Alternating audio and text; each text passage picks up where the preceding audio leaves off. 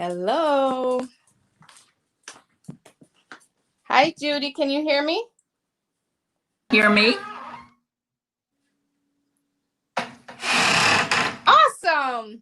Now, Okay. I will say we are probably already live on Facebook and All YouTube. right.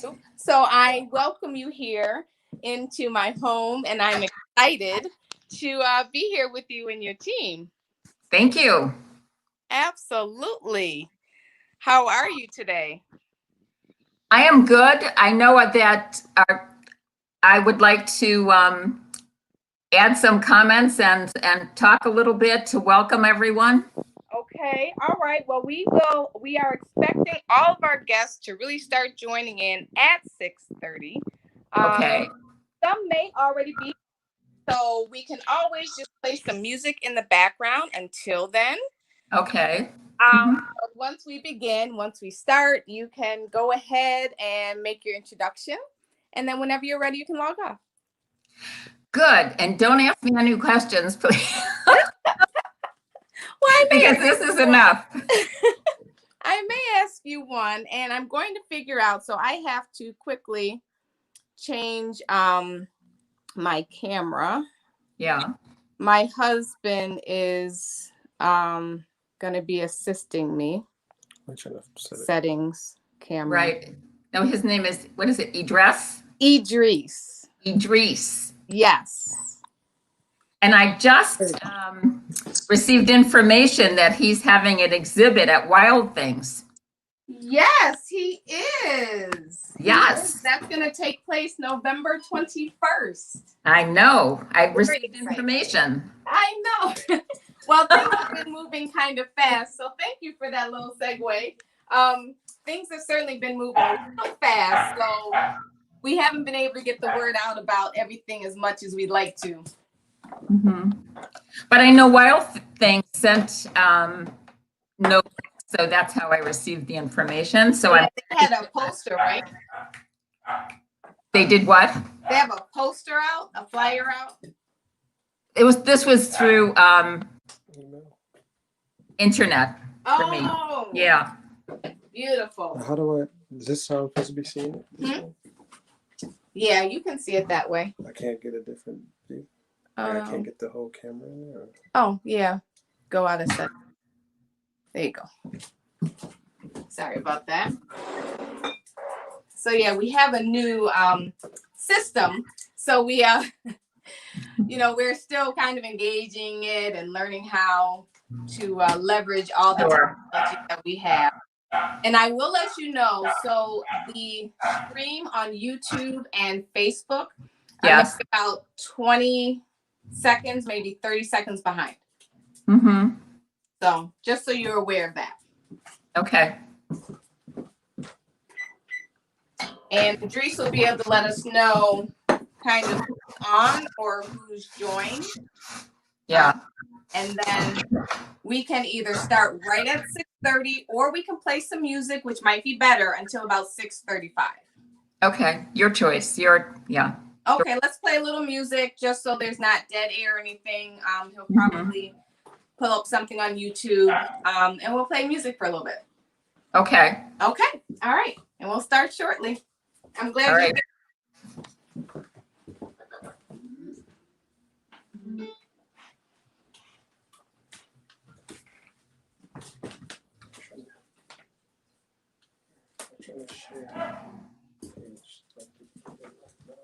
It's on by Alexa. Is it Mike's number? Mm-hmm. Okay.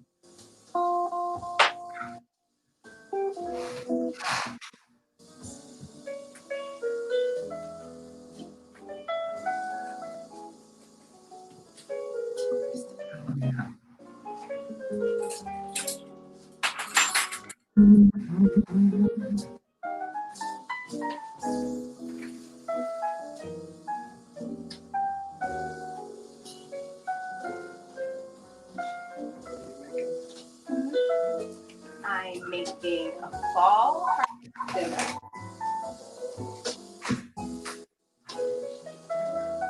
with cider glazed chicken, roasted vegetables, fall vegetables, and a pear and cranberry rustic tart.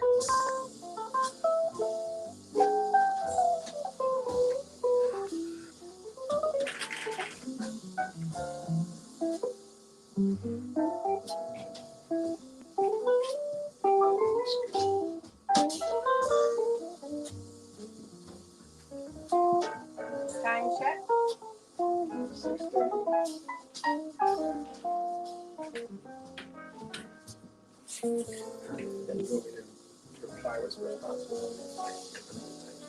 You can type stuff or you can ask me questions.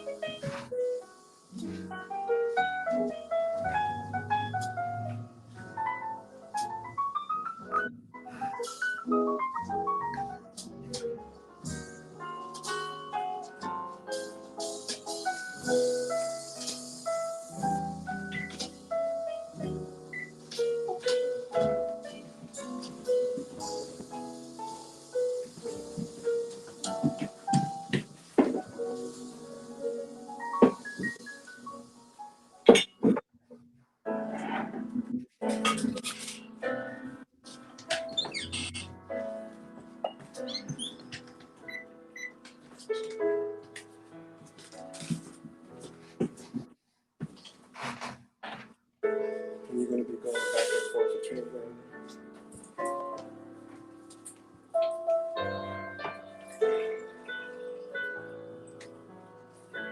Just make sure you give me the prompts. Yeah. I thought I had one. Oh, right next to me.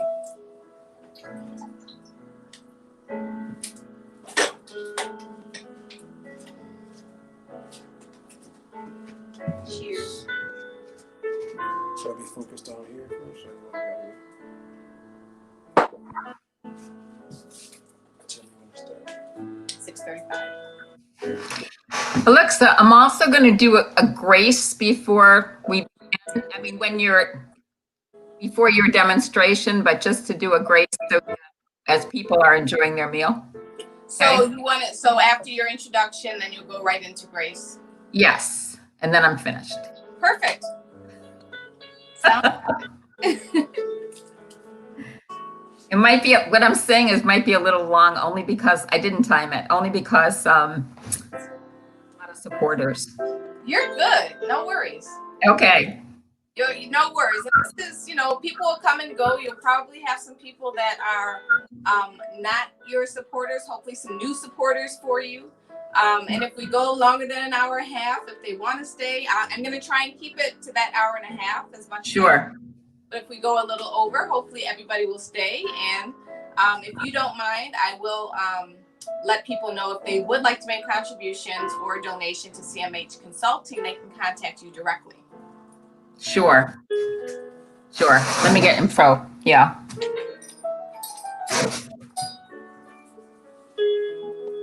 That's a Joyce's. Oh, awesome.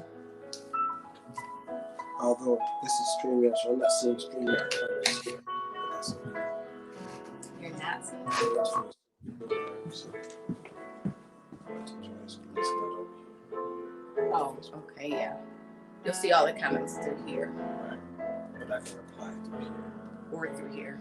But I can't hold it in. Oh, true. Yeah. Yeah, I think I replied on Facebook. Let me know if you're ready. 6:35. Okay. Music down. Judy, it is 6:35. Yes. We're going to turn off the music, and I'm going to hand you the mic.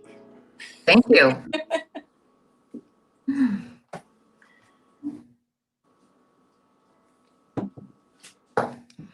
Good evening, and welcome to CMH Counseling Harvest Virtual Dinner Party.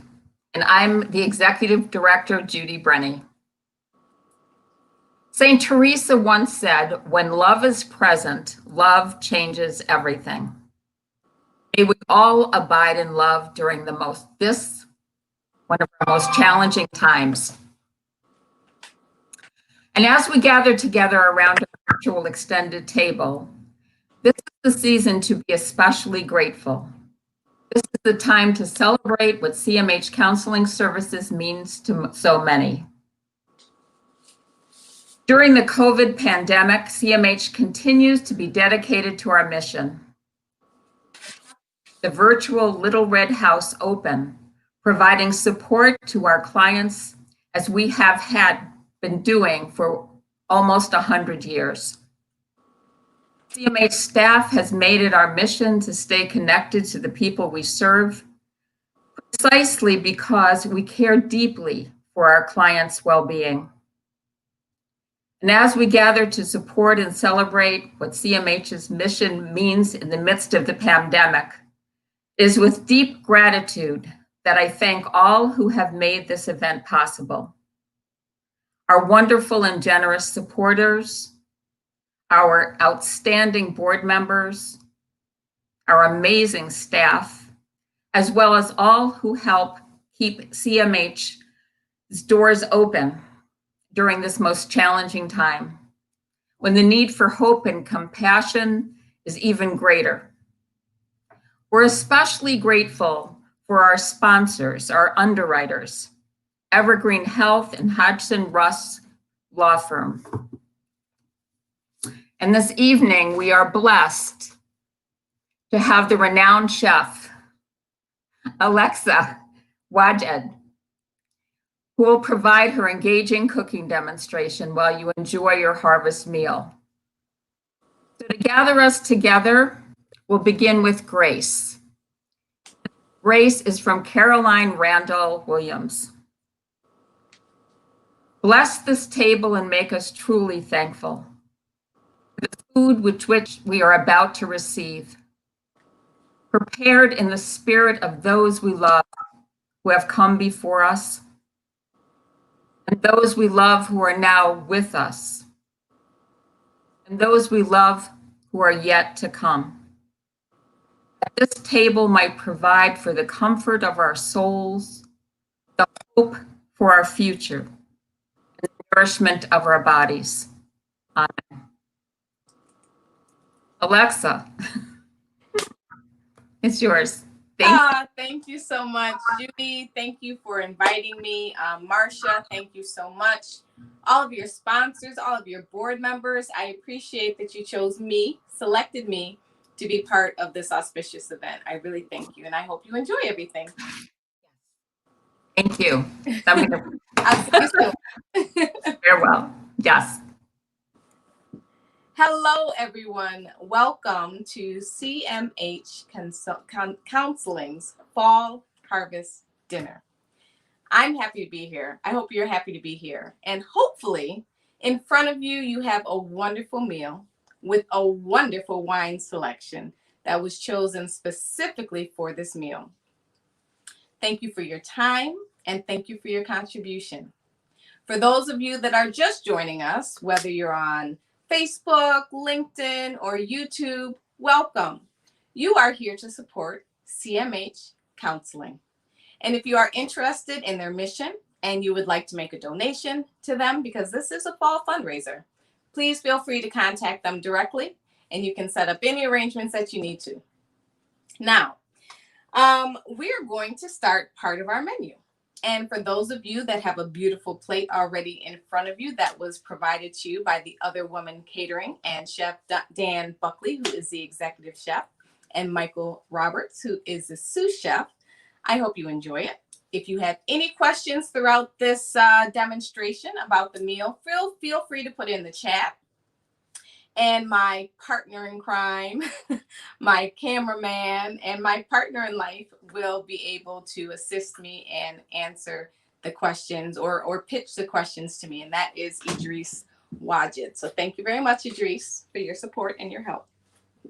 All right, so on the menu for what I'm cooking today, I am making an cider glazed chicken thigh with hints of rosemary and thyme and sage.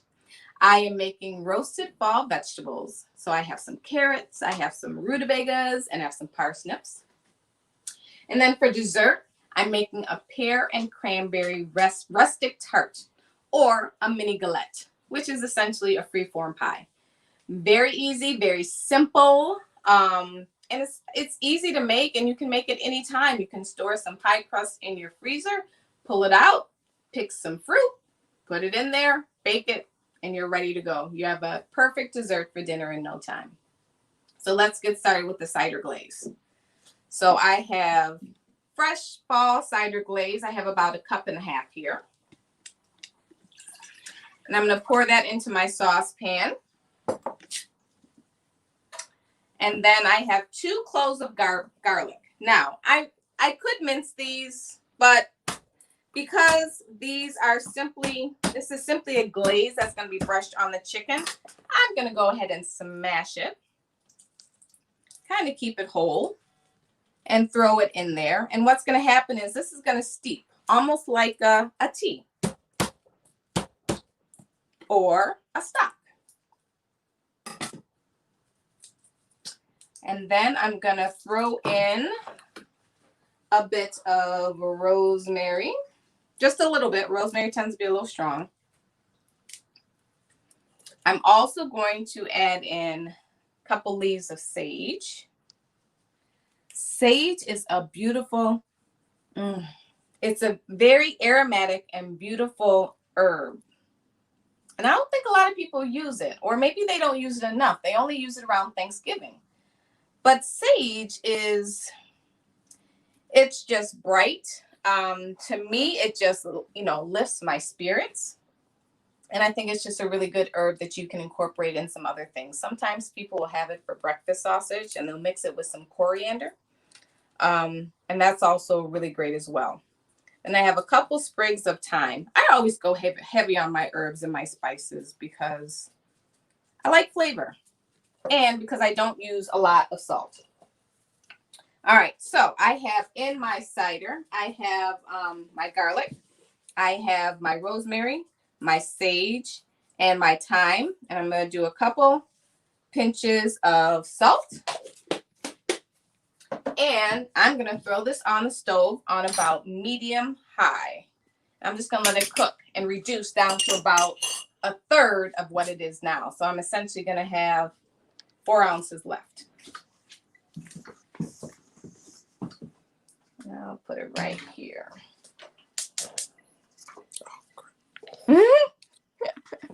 So next, I'm going to start working on our pears. All right, so I've already kind of started our pears. Yeah, our lighting is off and on right now, but we'll get it together. I have started my pears, and what I did is, this is for our rustic tart or our galette.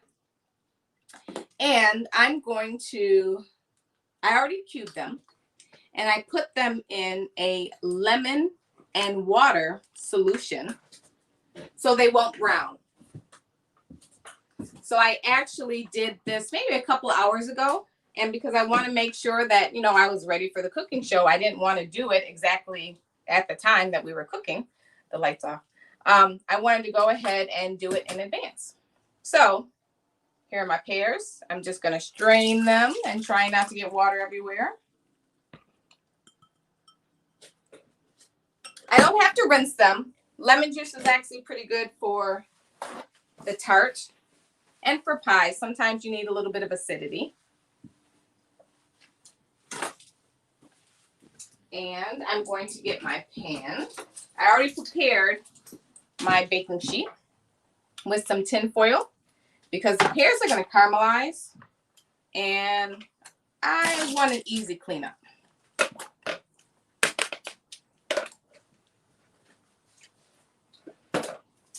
Now, ginger.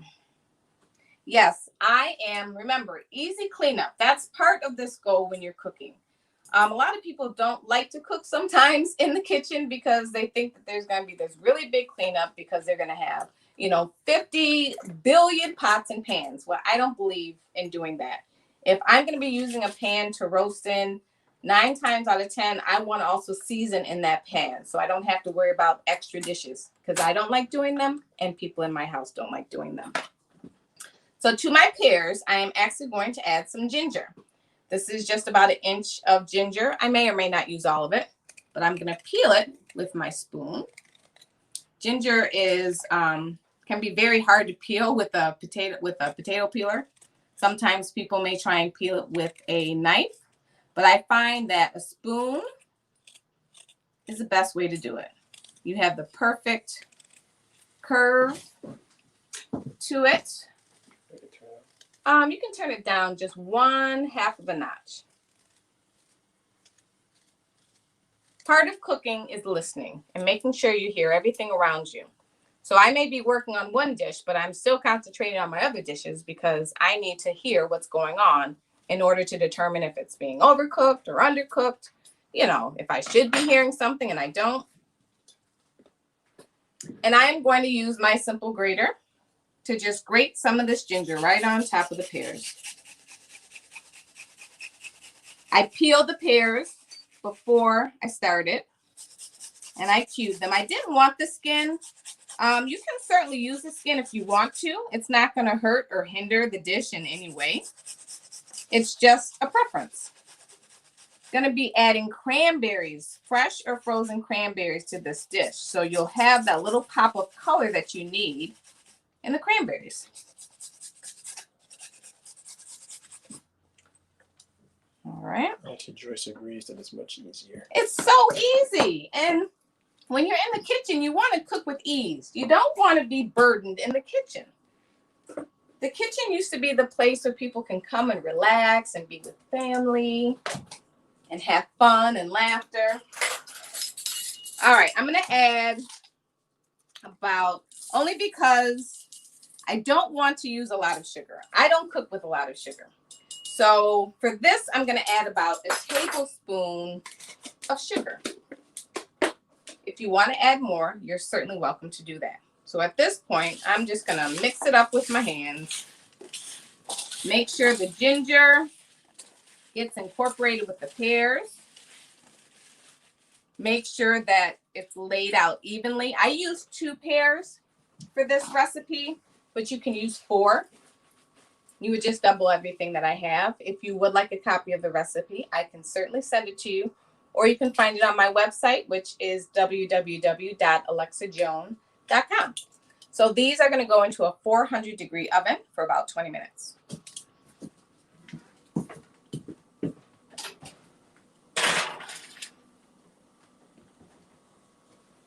Yeah, it's probably going to crackle a little bit, but this is what's going on. It hasn't started boiling yet, but it's almost there.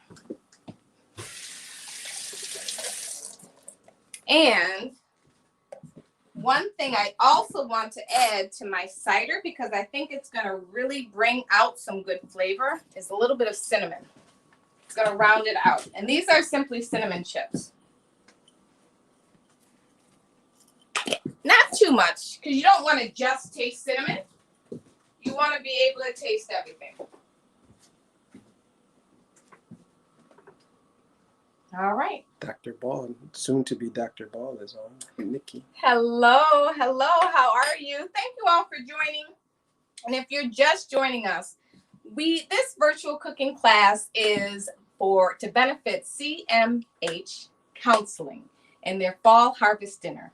This is their fall giving season, and their donors and their board members and their clients and their supporters have all come on to this wonderful class right now in support of CMH Consulting. If you would like to learn more about what they do, please look them up.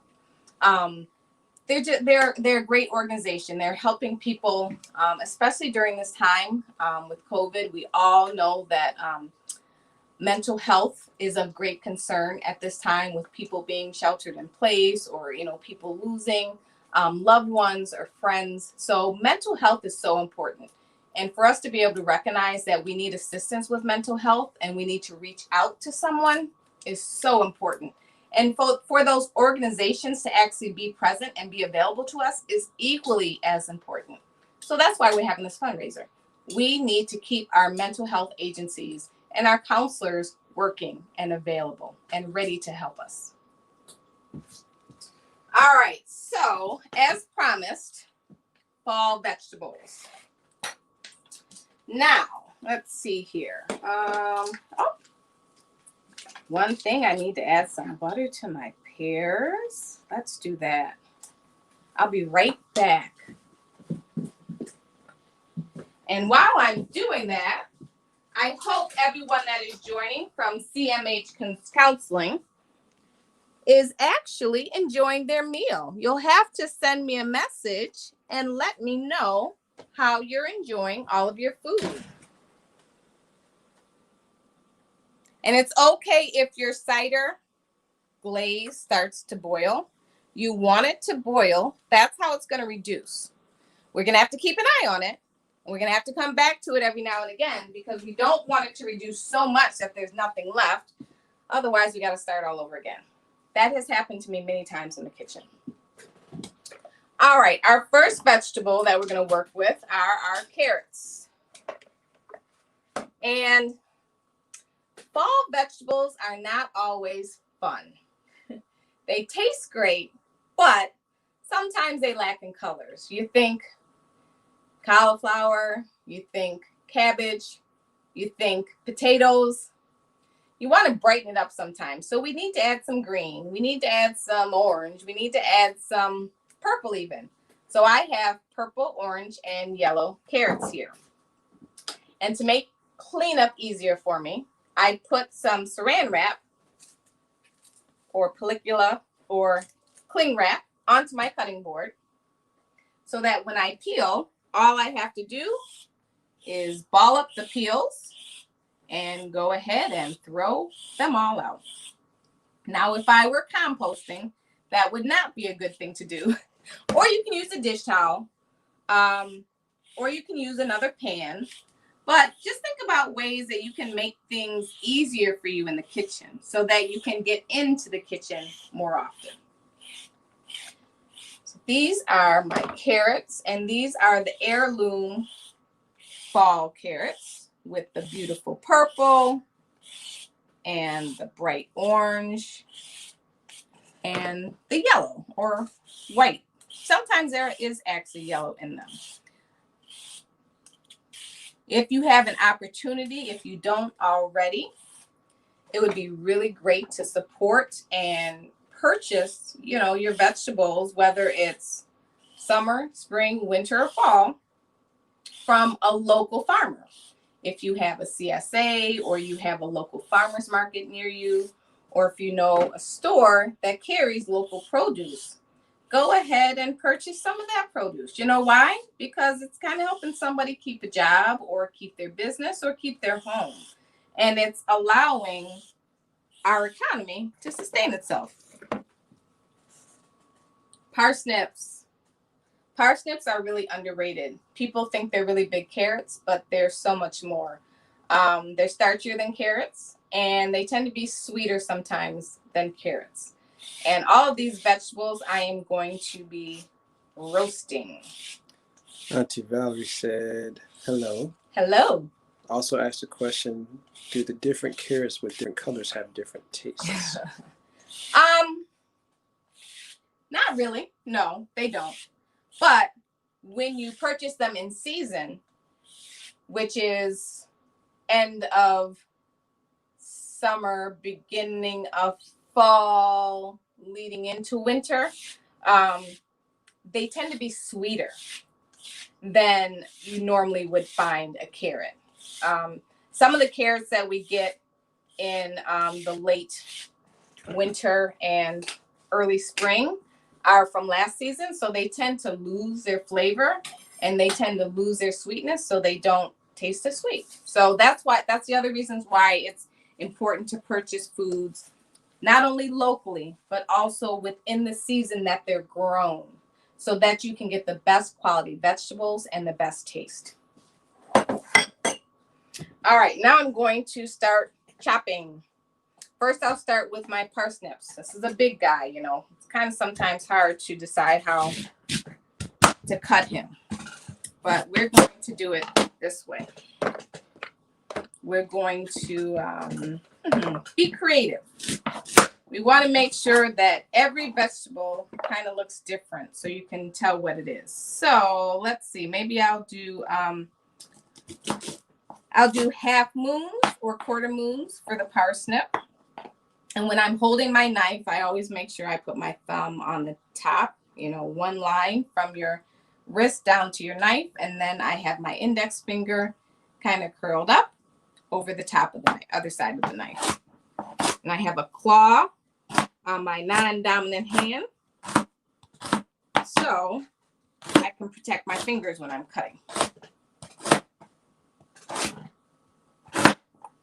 Sometimes it's very difficult to cut really thick things like sweet potatoes, so I have to use my other hand to balance it.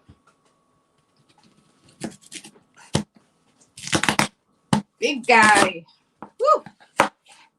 And I may cut him in a quarter moon instead of a half moon because he's very, very big. Now, and the reason why I bought parsnips in 2 different sizes is because I want to remind you that when you're roasting or you're cooking vegetables or anything, you want to make sure the size is uniform.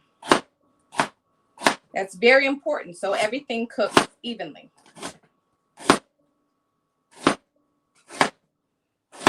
And I'm trying to get the same thickness as well.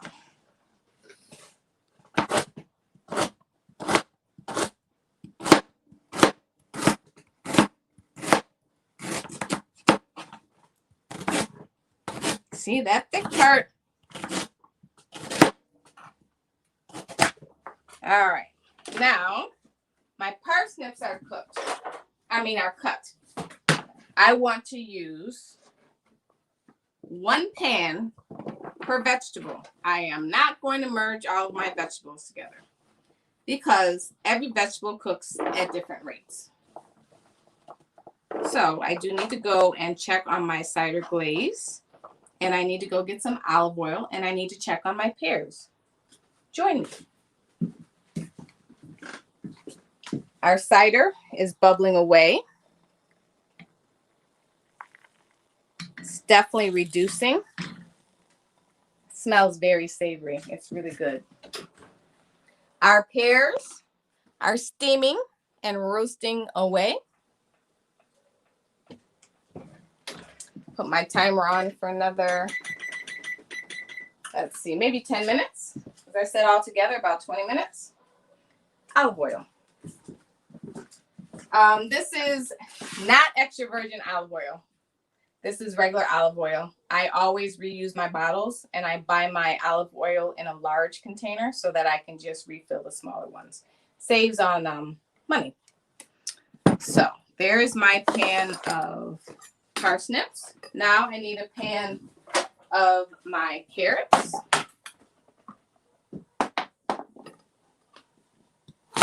Any other questions while I'm cutting away? Now these I'm going to cut on a diagonal. We've all seen little carrots cut this way. For some reason, I don't know why, this is like my go-to cut for a carrot. It just, I don't know, it's just pretty. And it's like the perfect size in order to do that. And sometimes when you're cooking with the heirloom carrots, sometimes the purple ones will lose a color, or your purple ones will dye the orange ones or the white ones. So you got to think about that and how you arrange it on the pan.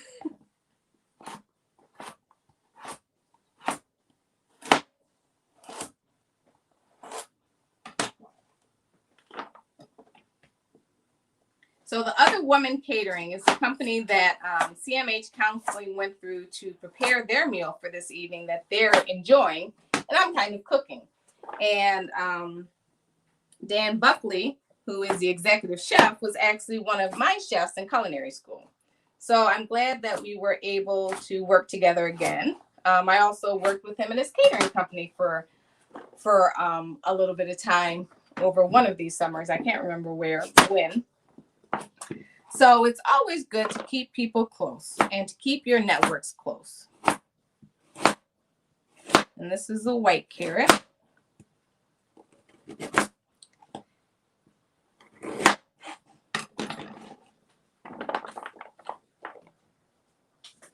And then finally, I purchased a bag of rutabagas only because sometimes, I don't know, rutabagas are big and they're waxy. And sometimes they're difficult to cut, especially live. It just takes a long time. And they're hard vegetables. So I decided to make my life a little easier and just use the bag. So to each pan, I'm going to add about a tablespoon or a little bit more of olive oil. A little bit more for the parsnips. Trip says it looks amazing. Ah, thank you, Trip. Hope you're enjoying your meal. I think everybody's going to be done by the time I get to the next item. All right. I'm going to add salt. Yes, I season all my vegetables individually. I want to make sure they all have seasoning. It's called, ensuring that it's layered flavor. And I'm going to be adding granulated garlic. So remember, I want to make sure that each vegetable is seasoned, but it's in its own individual pan. I do that, again, because cooking times will vary for each vegetable. And if I overcrowd my pan, then I'm actually going to end up steaming my vegetables instead of roasting them. The process of roasting is actually kind of like dehydrating and removing the moisture. So I'm going to take my vegetables and I'm going to mix them in the oil and the seasoning that I just added to the pan.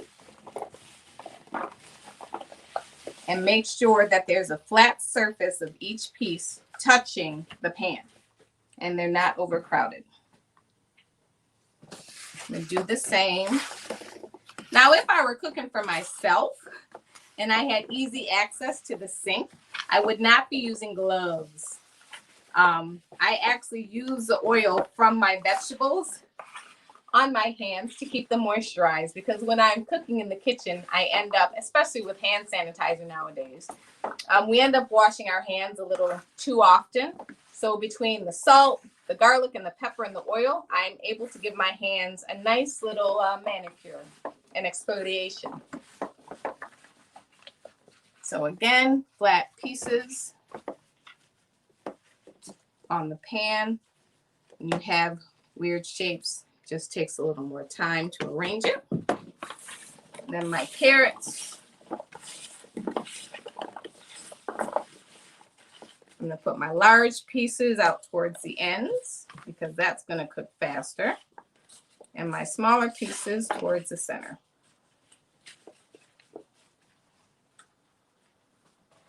Okay. Gloves off. Pans in the oven. Magic.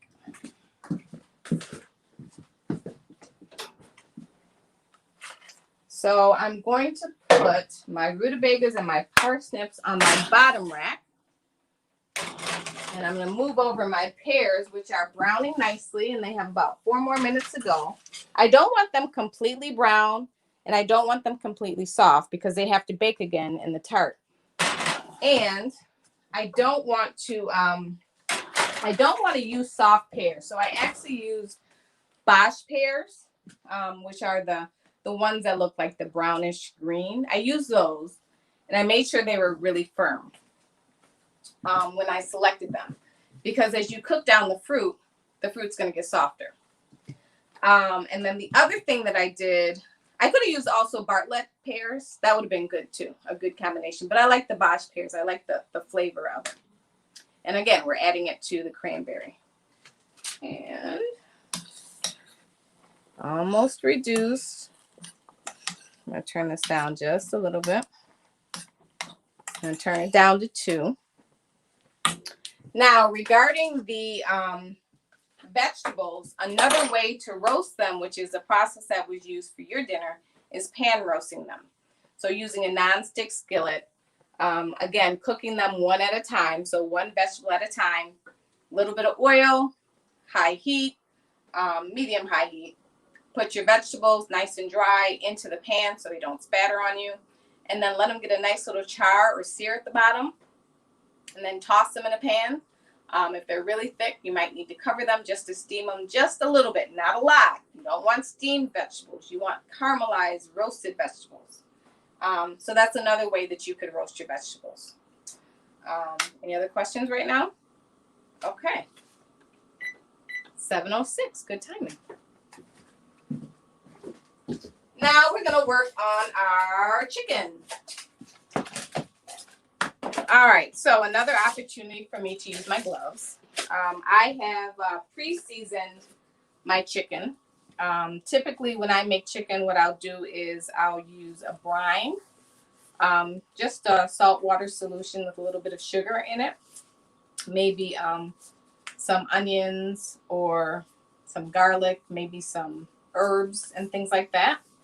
And then I'll let it sit. Honestly, I let it sit anywhere from 24 to 48 hours. That's just what I do to make sure that the flavor is imparted into the chicken. You want it to be flavorful right through to the bone. And I also use bone-in, skin-on chicken because it does add more flavor. So this is just a simple seasoning that I did, and I'm going to make sure that it's nice and dry before I put it in my pan. I'm going to take each piece. I'm just going to pat it dry. Already seasoned. I kind of mimic the flavors that were in the cider. So I have some sage, some thyme, some garlic. I didn't put the rosemary in. I just used sage and thyme.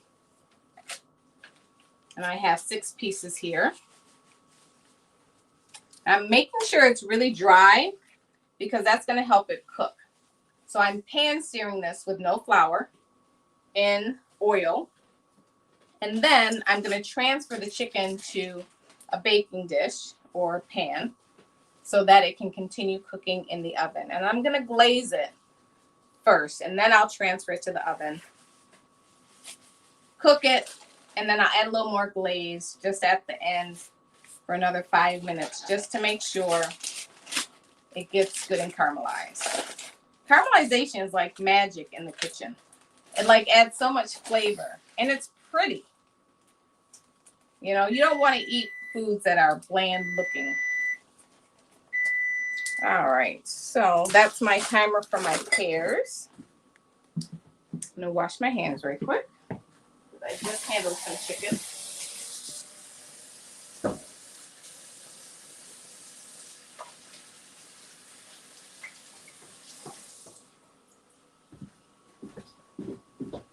All right.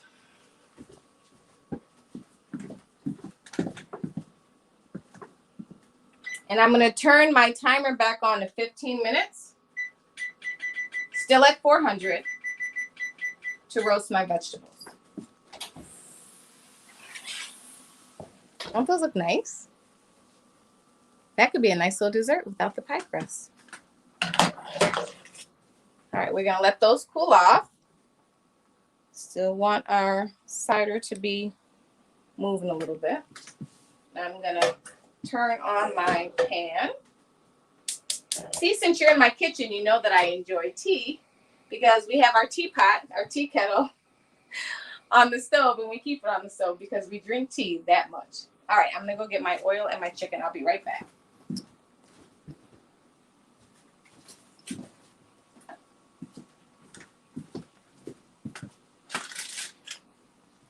All right, here we go. So, got a little bit of heat on my pan.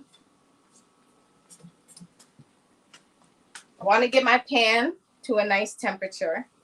And then I'm going to add my oil. And yeah. I don't want to add a lot. I'm not trying to fry my chicken. I just want to get a nice sear on it.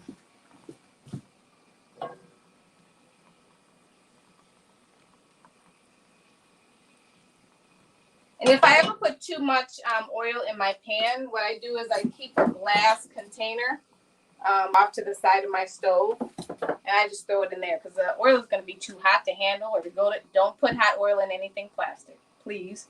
So I use a glass container, and then I'll put the excess oil into the glass container.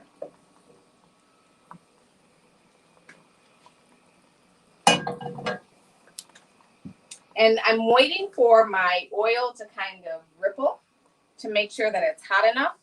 The worst thing that you can do is put any type of protein or vegetable in a pan that's not ready. Because then it's not doing anything but soaking up the vegetable or kind of just the vegetable oil, or just, it's not going to taste good. And you're not going to get that nice sear on it. So you want to make sure your pan is nice and hot.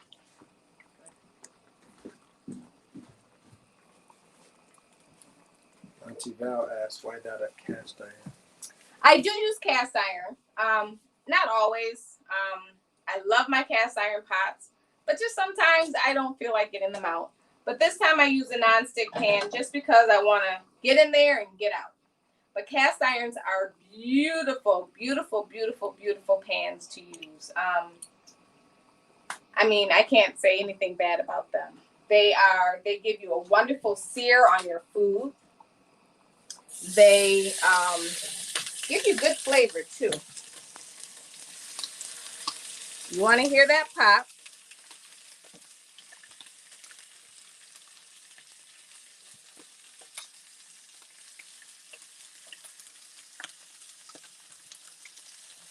I'm going to turn my heat down now to about medium high.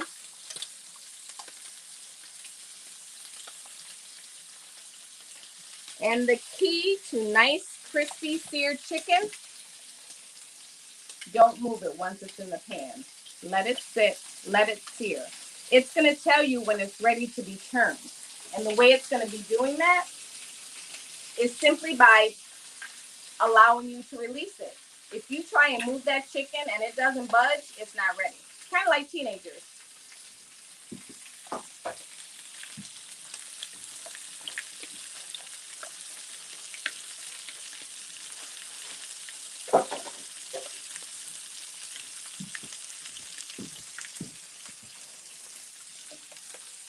All right, I got my glaze kind of working. Definitely reducing. Still not where I want it.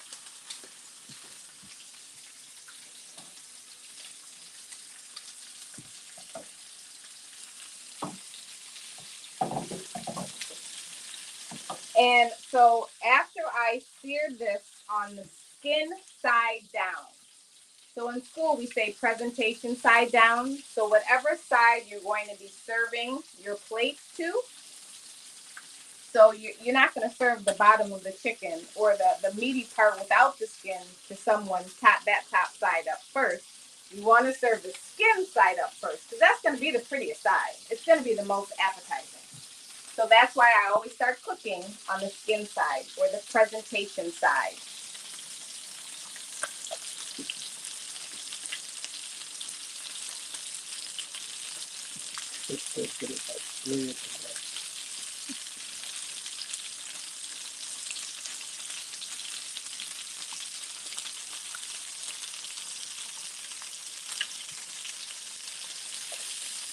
Okay, it's working. It's not ready yet. So our pears are roasted. Our glaze is reducing. Our vegetables are roasting and getting caramelized and beautiful. When I roast my vegetables, I always roast at high heat. You don't want to roast at 325 or 350. High heat is where it is. 375, 400, maybe 425, depending upon which vegetable you're working with. And then I set the timer for 15 minutes, and I check them after 15 minutes. So if they're too brown, I can make the proper adjustments. Or if they're not brown enough, I know they need more time. And just like a cake, after 15 minutes, I'll rotate them. So I'll move the back side of the pan to the front. I'll move the bottom row pan to the top row, and vice versa.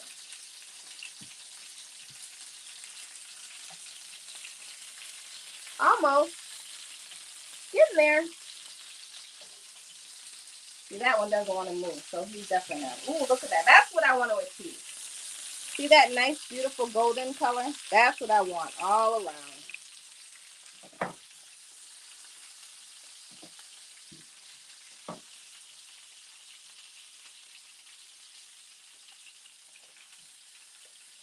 Beautiful.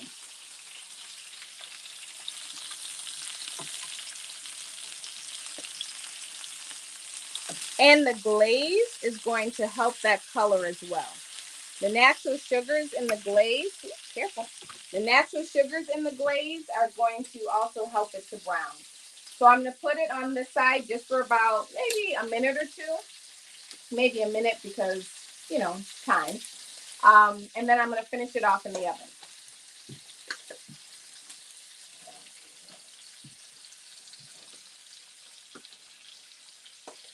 I could keep it in the pan, but I'm just going to transfer to a baking sheet because I'm going to have the glaze on it. And it'll just, again, easy cleanup. That I'll sacrifice another pan for easy cleanup.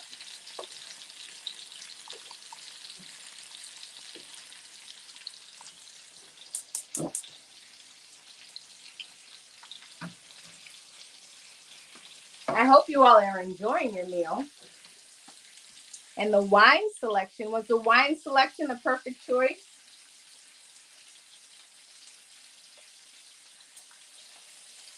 And if you all are just joining us, this is a fall harvest dinner for CMH Counseling. And this is their fall fundraiser where they're raising money. And if you're interested in supporting them and their mission, find them online. They are local here to Bflo. And if you'd like to make a donation, contact them directly. All right, my minute is up. So I'm going to take these out of my pan.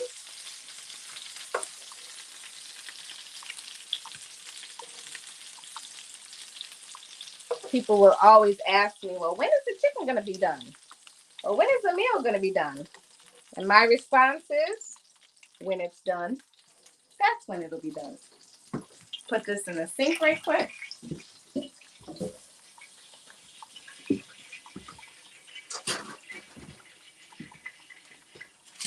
On my baking pan, I'm going to use some of my glaze just to start.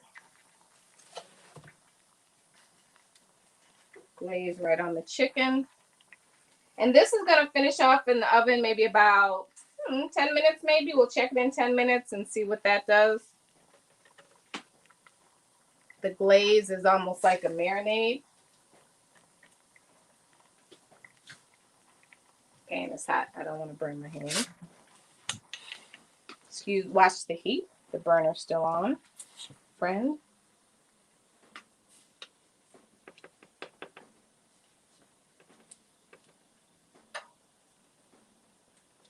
Beautiful. Tried to set me up. Huh? I did tell you. I said it was still on. Maybe you didn't hear me. I heard you. I Then saw I you. didn't I set knew you before up. you even done. So, my vegetables are roasting. And you're going to say, how am I going to fit that pan in here? Well, that's a good question. I'm going to be creative.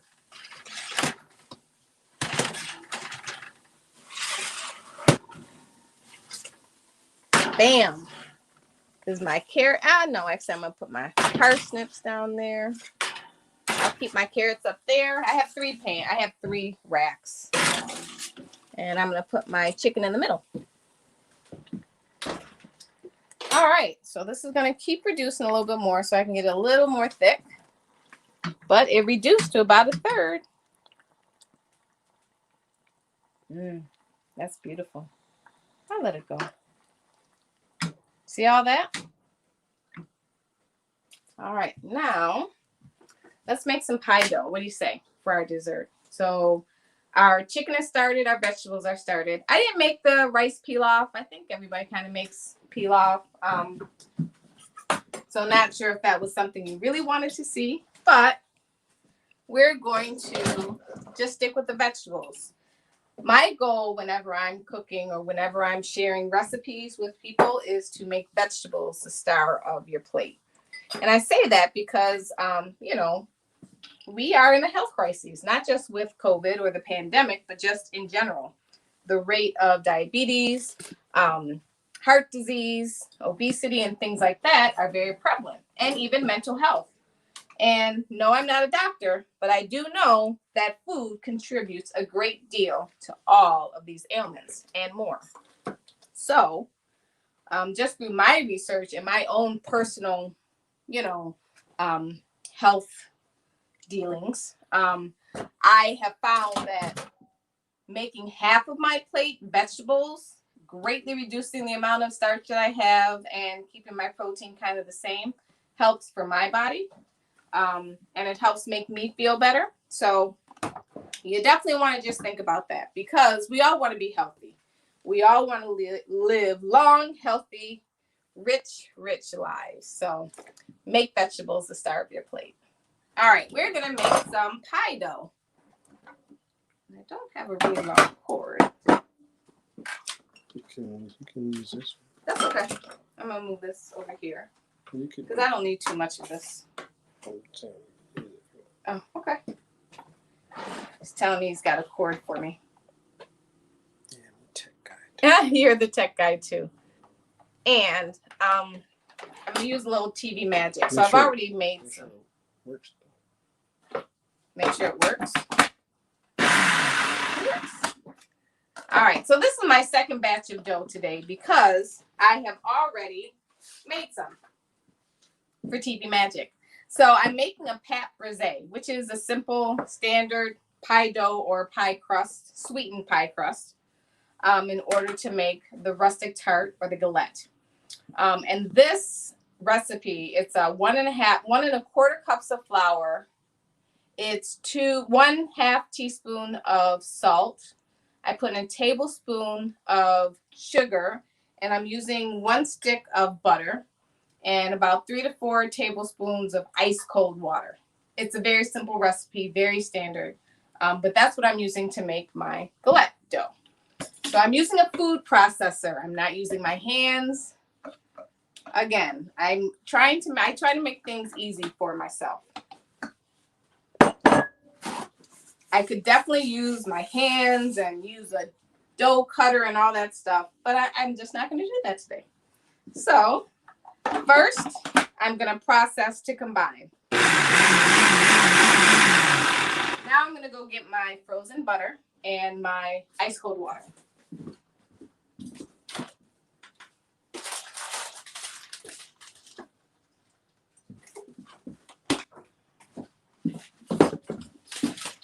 So my butter has been cubed already, about 1/2-inch cubes or more. I just cut the stick in quarters the long way, and then I diced it.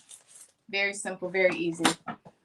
Now I'm going to spread my pieces around in the flour in the food processor.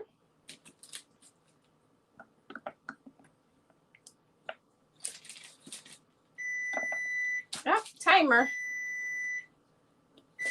And then I'm going to go get my timer. Just 1 moment. Because I don't want my carrots to burn. Carrots are probably going to cook a little faster than everything else. And if you look here, the rutabaga, you're starting to get a little bit of color on it. All right. Carrots, they're actually looking okay. They're not really soft right now. But I'll let them cook for about 10 more minutes. And then I'm gonna actually flip them so I can get a little more color on the other side. And with adding this 10 minutes, my chicken will have been in the oven for 15 minutes total. I'm gonna check it, temp it with my thermometer, because that's how you tell if chicken is done. I know there are a lot of wives' tales that say, oh, well, wiggle the leg and see, you know, check for the pink. No, use the thermometer. It's the safest thing to do. All right. Come on over. Pears are good. All right. So I'm going to pulse my butter into my flour.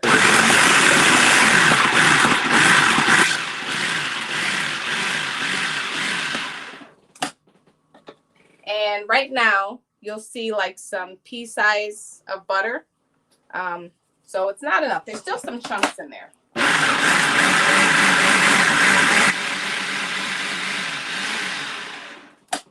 All right, here we go. See? You do want that pea size. Can you see that? Pea size butter, but you want it all mixed in there.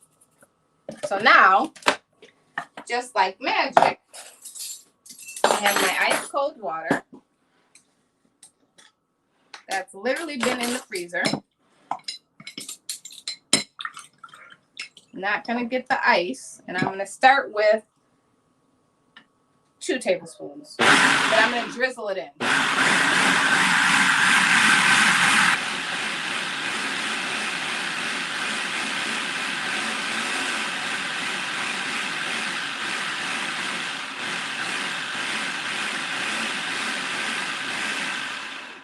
It's starting to come together. It looks like sand.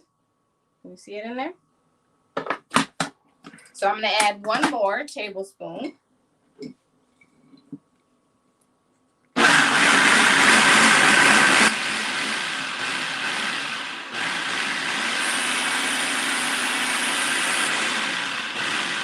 how that volcano is kind of starting to stick together? Almost ready. 1 more tablespoon or a little less.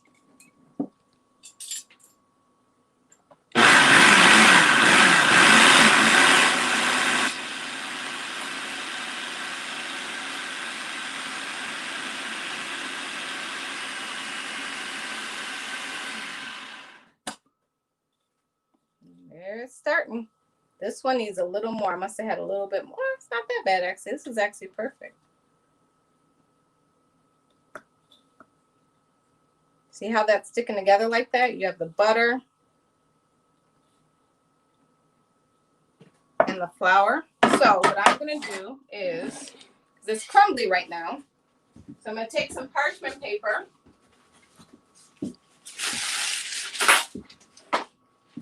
Going to half it, fold it in half, just to make it easier to combine this.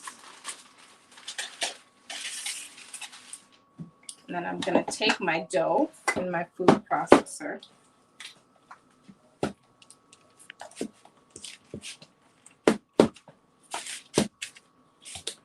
And I'm going to dump it. Try not to get it everywhere.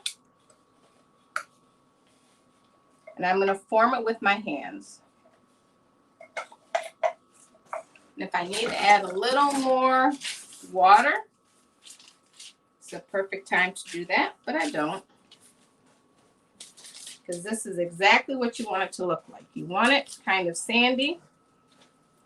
You want it to combine as you put it together, because you don't want your dough to be tough.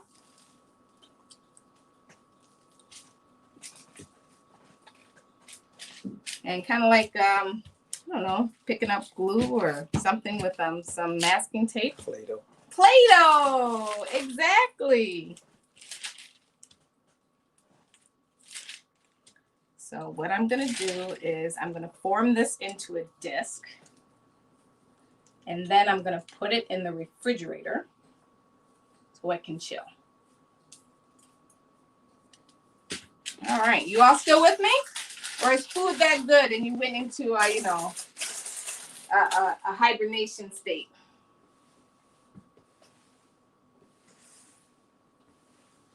All right. Would love to clean up just a smidgen here. So excuse me for just a moment while I just clean my area and wash my hands just a little bit. And just like magic, I'm going to come back with my pie dough.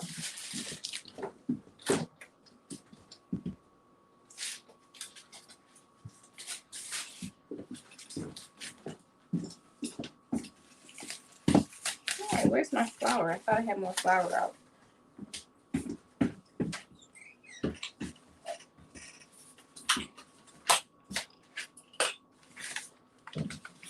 All right, so this is what my disc looked like. And if I were only making pie dough, making one big galette or rustic tart, I would have used a whole recipe. But I'm gonna make tarts like you have. So I cut my big disc into 4. I'm gonna round it a little bit. I'll just start with 1. And take some of my flour, put it over my counter. Not too much. You don't want to add too much more flour.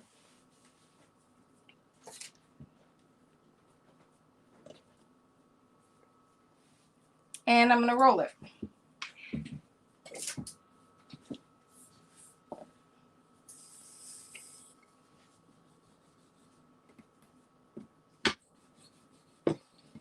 Now, another great thing about these is that they're rustic. That's a magic word in the kitchen, rustic. Because it's not perfect. You don't have to try and make a perfect square. This is more like a triangle right now, and that's okay. The biggest thing you want to do is rub the top of it to make sure it's even and there are no lumps. You can achieve that, then it's perfect. So, on my baking pans, this is a little big. Oh, I can use a small one. Make a personal size one. So I'm going to make sure my dough doesn't stick to my counter. Put parchment on my baking sheet. My little guy baking sheet. And I'll put my pie dough right on top of it. Now I need to go get my pears.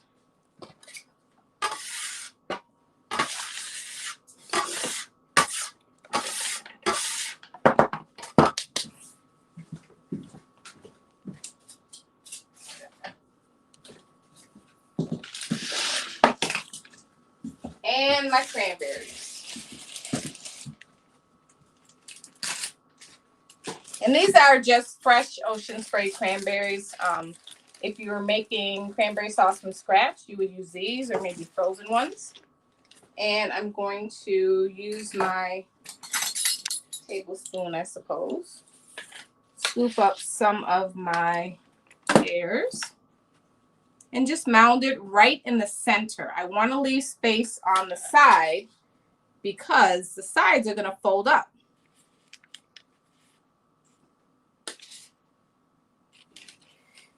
Is it gluten-free? This is not gluten-free, but it can be made gluten-free. There are great flour blends on the market nowadays, which allow you to substitute gluten flour for regular flour. So I think King Arthur or something like that has a 1-to-1 baking flour solution, and then Bob's Red Mill has a gluten-free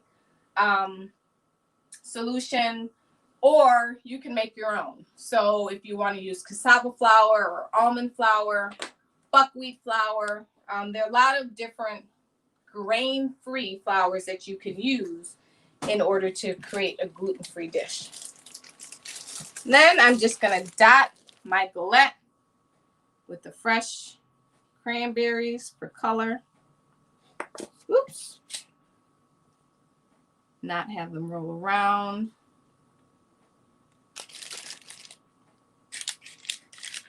And then I just simply fold up my dough. I know that was fast, Did everybody catch that?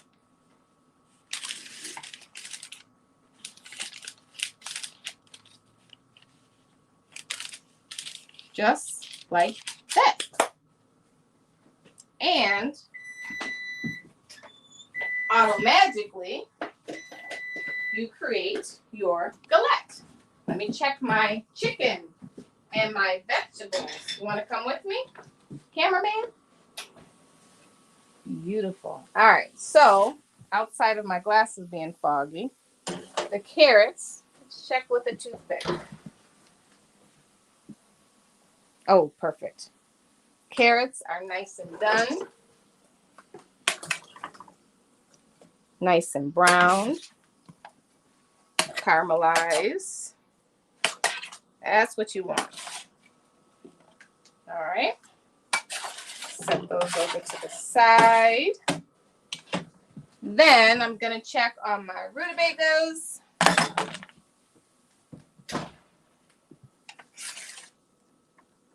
Look at that color. I think I'm going to put these in for a little bit longer because they're still a little hard. Now, this is a point of personal preference. I like soft roasted vegetables. If vegetables are roasted, I don't feel they should be hard. I think they should, have a tooth to them, but they shouldn't be hard. Again, personal preference. If after 15, 25 minutes, you feel that your vegetables are soft enough, good. If you would like them a little softer, turn them, throw them back in.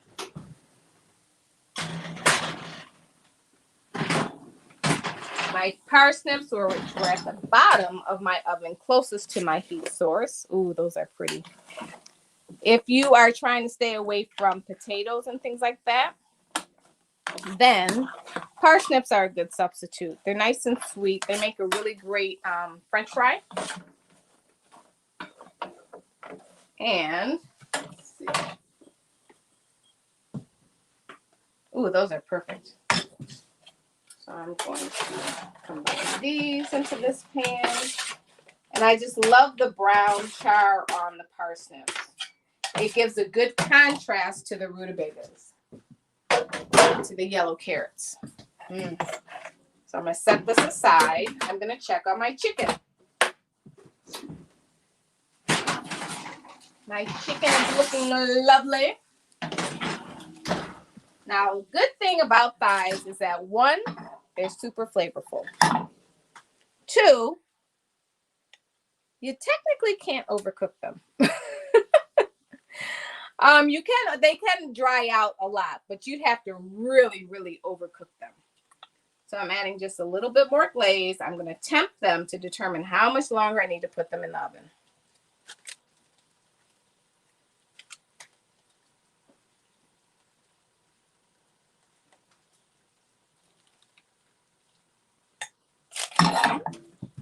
I use this is a digital thermometer, and it's very reliable, and I like using it because this one, you just open it and it turns on. You want to measure close to the bone. And chicken is supposed to be at 165. This is at 172, but you want to temp more than one piece. You want to temp multiple pieces, a piece on the edge, piece in the middle.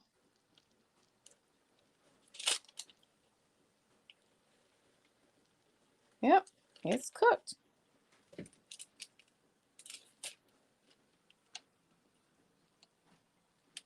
See this one? It's a little thicker.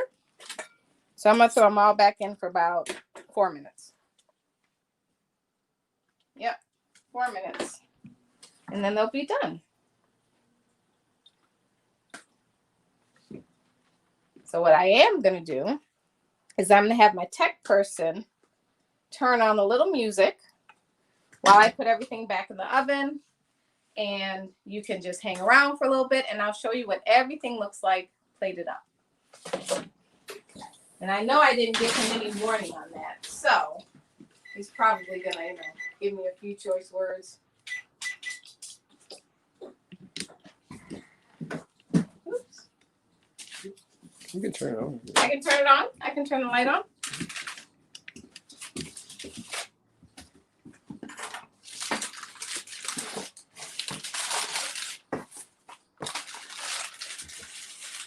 Clean up just a little bit.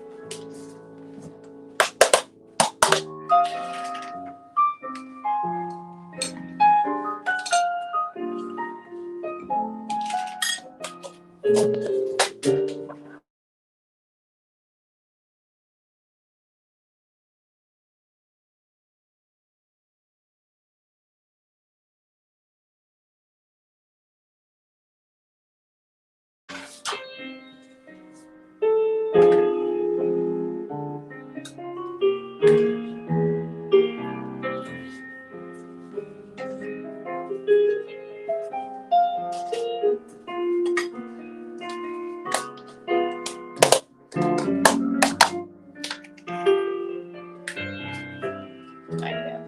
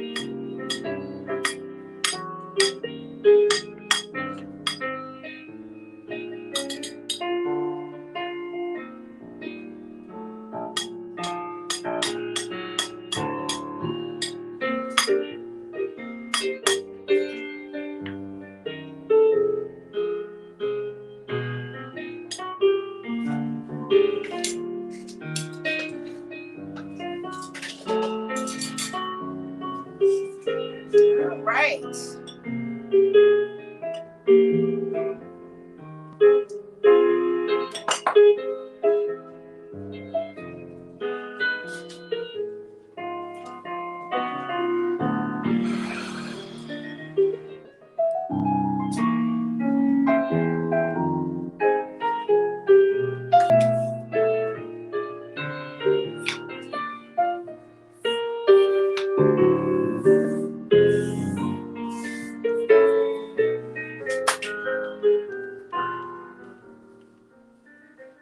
Tamika Hey, Tamika.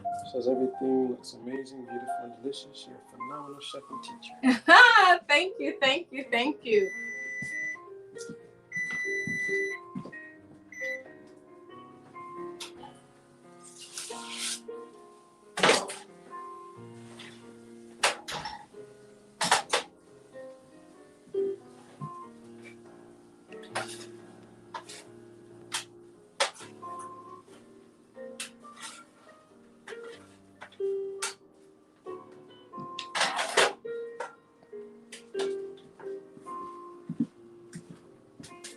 So what we have here is a beautiful entree that was prepared by the Other Woman Catering, which is a complete meal.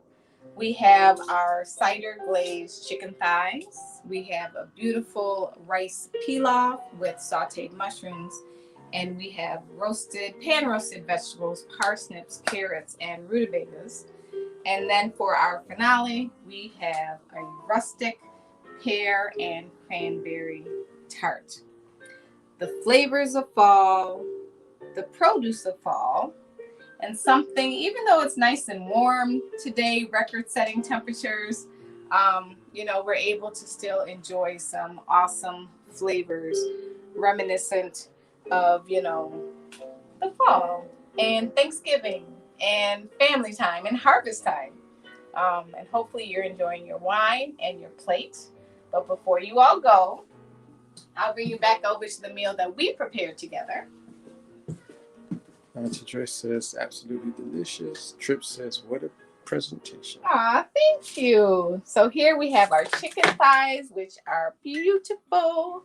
And we have our roasted vegetables. A little different than what you have in front of you because we added a little bit more color. But it's wonderful. Roasted vegetables. If you ever want to meal prep for the week, my suggestion, roast a whole pan of vegetables. And then you can have them all week.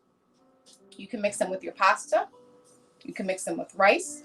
You can put them in a salad. You can put them on pizza. Imagine beets added to this. Trip said this is going to be a fall staple for the Higgins house. I'm telling you can't go wrong. Tamika said 5-star presentation. Great job. Thank Awesome. you for sharing. Awesome. So yeah, never underestimate seasonal vegetables. Use the seasonal vegetables all year round. We are now in the season of roasting root vegetables. Parsnips, rutabagas, carrots, cabbage, cauliflower, Brussels sprouts. All those can be roasted beautifully. If you get bored of just salt, pepper, and garlic, or just salt and pepper and olive oil, add some different spices to it. If you get bored of just having roasted vegetables on rice, add a sauce to it. Add a dressing to it. Add some glazed balsamic vinegar, or add a salad dressing that you really like. Spice it up. Don't be afraid to add to it. So what I showed you today is simply just a base, simply just a beginning. You can add whatever you want to it and really enjoy it. So thank you so much for joining me. CMH Counseling, thank you so much for asking me to be a part of this. I thank you, your board members. I thank your sponsors, and I thank your guests for joining me this evening. I hope you had a wonderful, wonderful, wonderful meal. I also ask that everyone that has joined this call, please visit CMH Counseling's website. Find out about their mission here in Bflo and how they assist people and how they work with people. And then hopefully you'll be willing to, make a little extra donation or give some of your time. Donation is not always about money. Sometimes it's about time. Sometimes it's about just simply spreading the word. So once again, thank you. I am Chef Alexa Joan. You can find me at www.alexajoan.com, or my retail website is www.eatoffart.com. If you have any food questions, feel free to contact me anytime. Or if you're looking to have a virtual class or a virtual session with me, feel free to contact me and I'll hook you up. You all have a great evening. Auntie Val says, thank you, love you.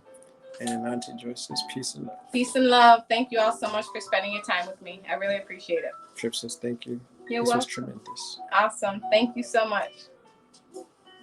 Take care.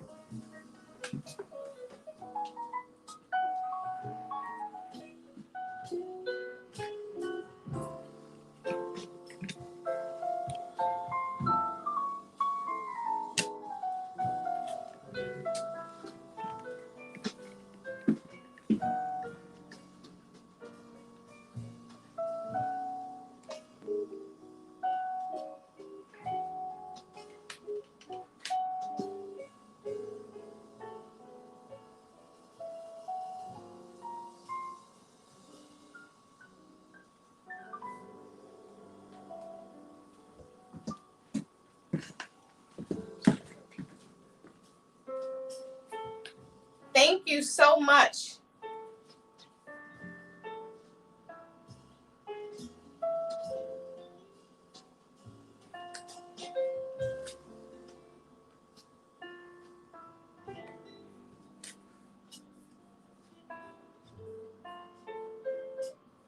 You all have a great evening.